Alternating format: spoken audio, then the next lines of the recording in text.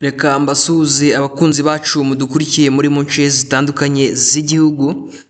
Ndizera ko mumeze neza cyane kabisa, abantu muri mu majyepfo, abantu muri mu majyaruguru y'u Rwanda, abantu muri mu burasirazuba bw'u Rwanda kabisa, hariya za Bugesera, za Nyagatare n'ahandi hatandukanye. Nizere ko mumeze neza cyane. Abantu muri mu burengerazuba bw'u Rwanda, reka nsuhuze kandi n'abanyamujyi mwese muri kutwumvira i Kigali mu nce zitandukanye kabisa, mwibereye mu mirimo yanyu ndetse n'abari mu karuhuko mwese mbasuhuza cyane. Hanyuma iyi ni Storyroom TV nk'ibisanzwe, mbazaniye updates za Ballon d'Or izaba ku itariki ya 22 z'ukwezi kwa 9, nibwo ibirori bizaba hariya kabisa i Paris. Hanyuma amakuru nkesha ibinyamakuru bitandukanye nka za Sky Sport, za The Athletic, The English Football, ibinyamakuru nka The Sporting News n'ibindi binyamakuru kabisa byinshi banagiye nkabasomera kugira ngo mbahereze kabisa amakuru ari high quality.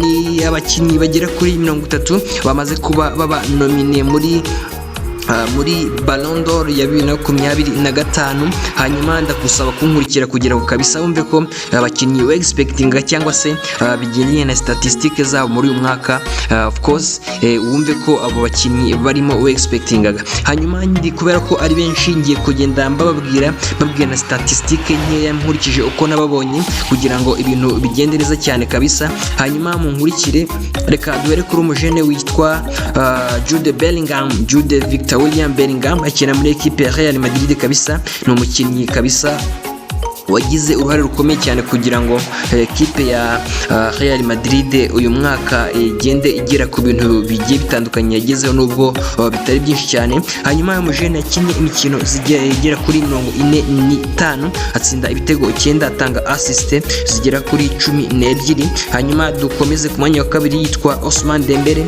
ni umufaransa kabisa, muramuzi, ikina equipe ya equipe ya Paris Saint-Germain. Yakinnye imikino itandukanye muri equipe, yifasha gutwara ibikombe bitandukanye, yifashije gutwara igikombe cya shampiyona ya La Liga, hanyuma bafasha no gutwara UEFA Champions League mu mikino igera kuri 49 yakinira muri saison ya 2024-2025.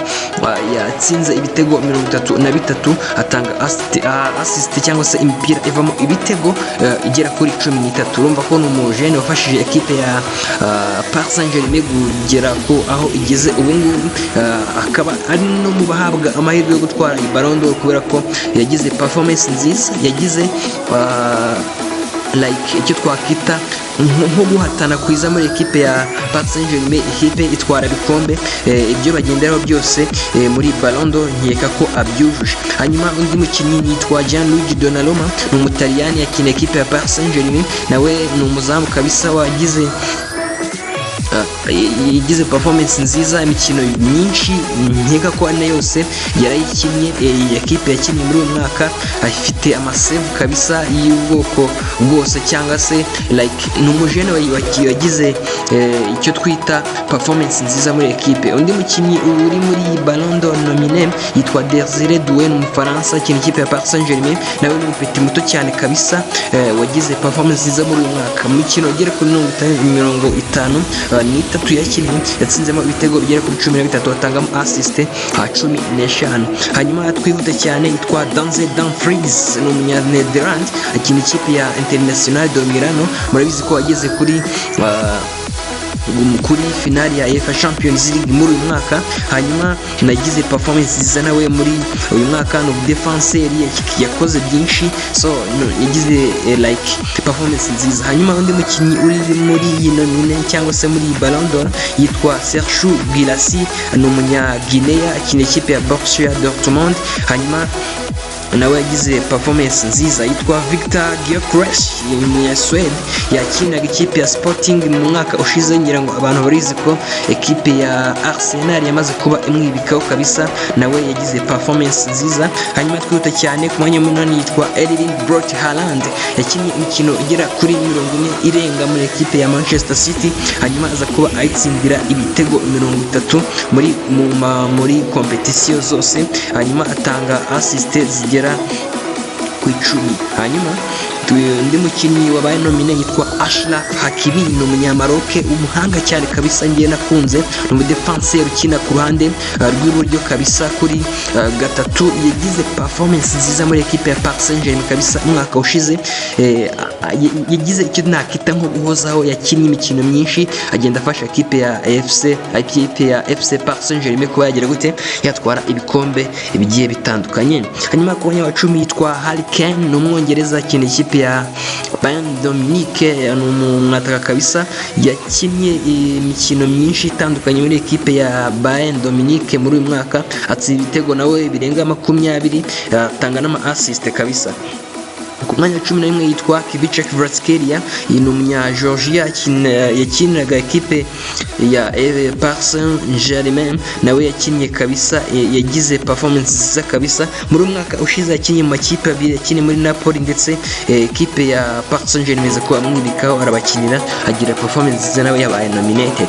Hanyuma undi yitwa Robert Lewandowski, ni umunya Poland akina equipe ya Barcelona, na akina ku ruhande, akina n'umwataka kabisa. Hanyuma umuje nawe yakinnye icyo twita like steady starter, imikino yose yarayikinnye.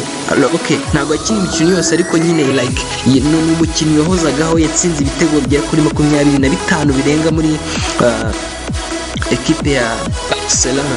Hanyuma undi mukinnyi wa nominated yitwa Alexis McAllister, akina umunya Argentine, nk'abantu babizi, akina equipe ya Liverpool, nawe yagize performance nziza muri umwaka, bimuhereza amahirwe kugira gute kuba ashobora kwegukana iyi Ballon d'Or. Hanyuma yitwa Lautaro Martinez, ni umunya Argentine, akina equipe ya Internacional de Milano. Hanyuma abagize performance nziza yitwa Kylian Mbappé Leton, ni Ufaransa, akina Real Madrid.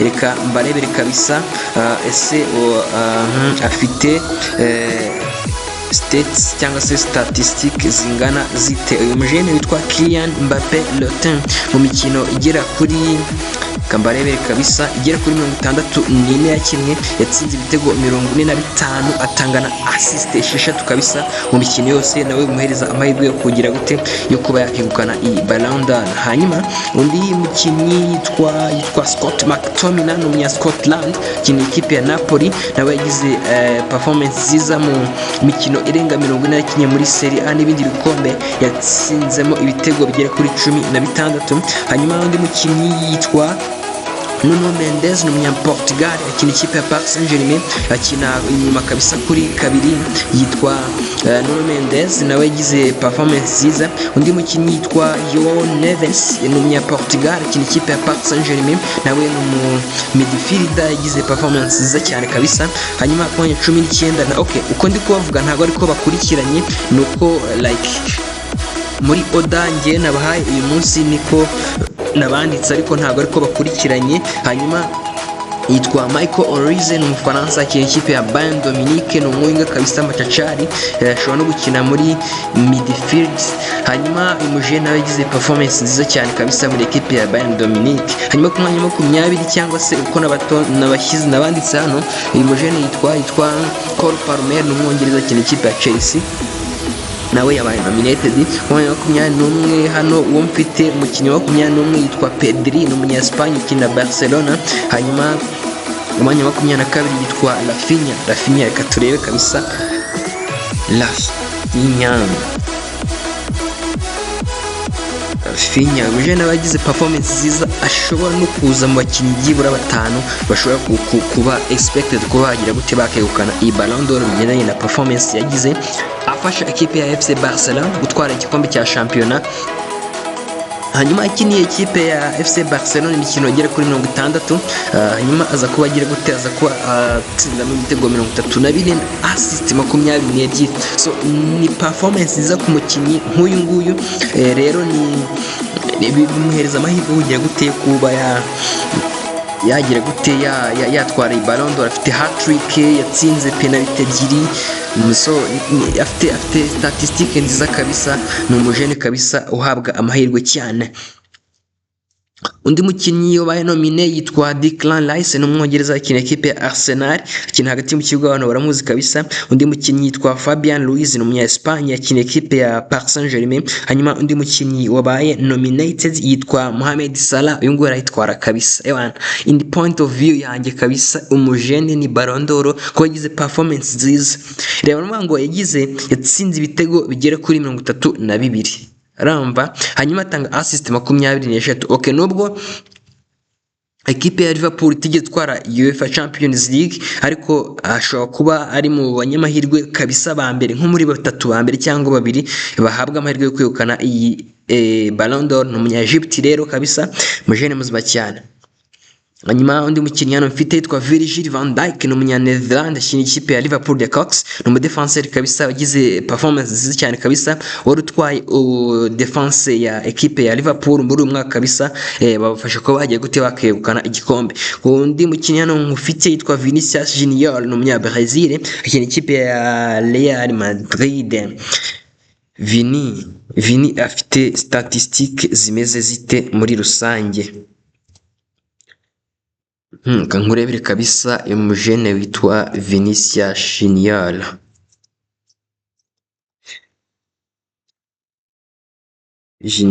Vini kabisa, reka mbe nagira gute nakurebera bango afite kankurebere kabisa, mu minota igera ku 4511 yakinyemo imikino igera kuri 57, atsinda ibitego 21, aza kuba atangamo imipira evamo ibitego 15 ramba, afite hat-trick imwe, yatsinze penalty 2. So nawe ni umujene uhabwa amahirwe muri rusange.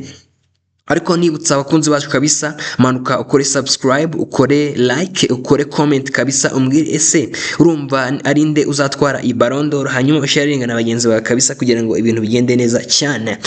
Hanyuma Vinicius Junior, tumanuka kabisa, yitwa Vitinha kabisa, muzima Vitinha ashobora kwibaza ngo afite statistique zimeze zite. Ni umujene ukina ekipe ya Paris Saint-Germain, yakiniye imikino igera kuri 67, atsinda ibitego 8, aza kuba atangana assist zigera ku 8. Hanyuma umudage witwa Florian Wirtz, muhanga cyane kabisa, nawe nemera, yavuye muri ekipe ya Bayer Leverkusen, yagize performance nziza mu myaka yavuba kabisa ishize, ngira ngo abantu barabyibuka ko muri season ishize kabisa ikipe ya Bayer Leverkusen hamwe n'umutoza Xabi Alonso kabisa wagiye muri ekipe ya Barcelona batwaye igikombe cya shampiyona y'Ubudage cya Bundesliga. Hanyuma ekipe ya Liverpool ikavuga iti uyu mujene tumwibikeho kabisa, ibintu bigenda neza cyane. Hanyuma mu mikino igera kuri 39 yakinnye, yatsinze ibitego 15, atanga assist zigera kuri 13. Hanyuma undi mujene muzima cyane yitwa Lamine Yamal, ni umunya Espagne, mpeti muto cyane kabisa, imyaka 17 kugeza uyu munsi. Yakinnye imikino igera kuri 45 muri ekipe ya FC Barcelona, atsindamo ibitego bigera kuri 12 ndetse na assist zigera kuri 21 muri rusange. Reka nizere ko ibintu bimeze neza cyane kabisa, manuka muri comments uvuge, umbwire kabisa umukinnyi ubona ukwiye kuba yagira gute yatwara iyi Ballon d'Or. Iyi ni Story TV, nitwa Shema Pacifique, tuzakomeza tubagezaho ibiganiro nk'ibi ngibi kabisa bya siporo, showbiz ndetse n'utuntu ndetse n'andi makuru menshi ahari, lyrics y'indirimbo, mbese nta kintu muzatuburana. Hanyuma icyo usabwa no gukora subscribe, like, share, comments, ukakanda kuri notification kugira ngo ujye ubona ibyiza dushyiraho. Nitwa Shema Pacifique, iyi ni Story TV, ikiganiro ni Story